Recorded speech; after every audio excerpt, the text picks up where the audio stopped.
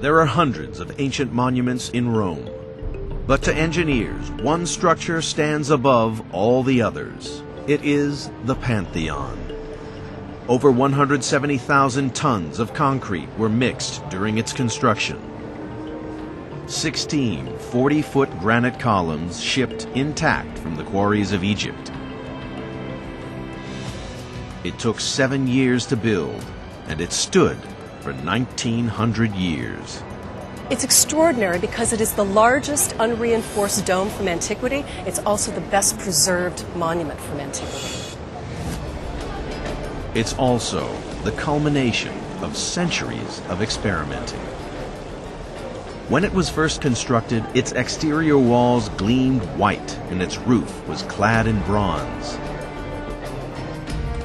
But this is why people travel thousands of miles to see the Pantheon. Just look at the scale of that dome. The interior is the same height as the Statue of Liberty, 142 feet from the floor to the top of the dome. What makes the Pantheon such an extraordinary piece of architecture is its simplicity. It's a very pure shape. It is in plan a circle of 142 foot in diameter. And in section, it is 142 feet high with a dome at the top half. And it is like that because you could then fit a perfect sphere within the building. And there's something about the human eye that we find this simple, pure geometry incredibly pleasing and incredibly rewarding. Strip away all the decoration and fundamentally you are inside a perfect piece of built mathematics. This entire building is about this incredible interior space. It's just an incredible building. But what's great about it is it's all structural engineering. It tells its own story. The dome is half as wide again as the dome of the U.S. Capitol. It spans 142 feet and it's made of unreinforced concrete. And this is the genius of the Pantheon. The dome weighs 5,000 tons. It's not buried into a hill and it's not surrounded by a palace. It stands alone in the middle of the city with only its circular walls for support. What we've got here is this massive weight that's bearing down at this arcade level here, the top of this arcade level. And what that's doing is it's creating huge vertical forces that have to be transmitted down to the foundations by lots and lots of structure. But they've beautifully hidden it in the walls. The real work is done by 8 strong points, or buttresses. They carry the weight, and that means that the gaps between them can be opened up. They're made into usable spaces all the way around the perimeter so that you get this sense of this incredibly massive dome sitting on a light structure. It's a brave move, stripping away all the parts of the structure that aren't necessary. But it's only possible because the engineers were certain that the weight was kept off the walls and channeled down into the strong points. A trained eye can see how it was done. You can see, looking at the outside, some of the internal structures poking through to the outside skin. What we've got here are these huge relieving arches, about 40 or 50 feet spans. This structure is far stronger than an ordinary brick wall. The arches are built into the brickwork. If they weren't there, traveling all the way around the drum in which the dome sits, the whole thing would come down. These relieving arches are doing their job. Their intention is to transfer the huge compression forces from the weight of this massive structure down those buttresses and protect some of the weaker areas of structure below.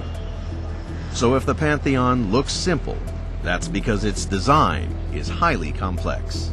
It was made by men with limitless resources who knew this kind of building. Chris Carroll, though he's a doctor of engineering, has never built anything like this. This is by far the most complicated thing I've ever built. And with the Pantheon, there's a lot of different aspects you have to take into consideration. The way that we did it was just with the formwork and created the shape of the arch. Chris's carpenters made a wooden mold to hold the concrete. The Pantheon's walls are 100 feet high, but the plan is to sit this dome 4 feet above the ground. Looking good.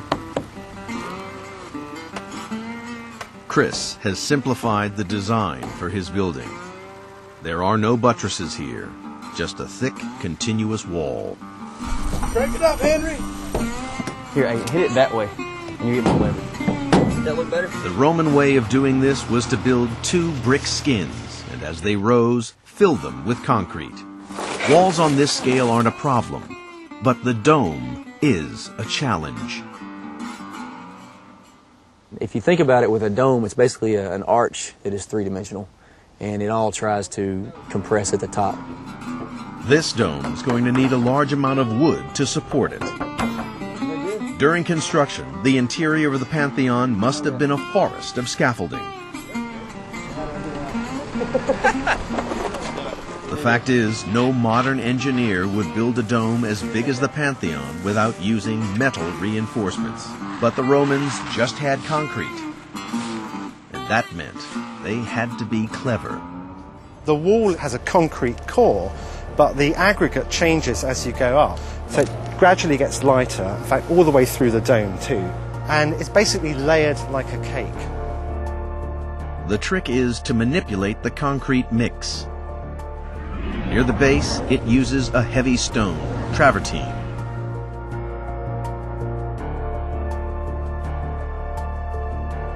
But then it changes. It gets progressively lighter, so that the top section is made with pumice, a volcanic rock filled with air. Finally, the dome gets thinner, from 19 feet at the base to just over 5 feet at the oculus. What they've done is, where they need the mass for gravity, it's big and heavy at the base, but where they've got these huge spans, they've made the structure a lot lighter, and that's really an intelligent way of dealing with things structurally. The Pantheon's dome is a piece of precision engineering that has stood for 19 centuries. The Louisiana version is brand new, a great deal smaller, and a little simpler. But they're both built according to the same principles. So just how strong is this design? I have an idea of how it's going to feel, but we'll see. I mean, it doesn't always go as planned.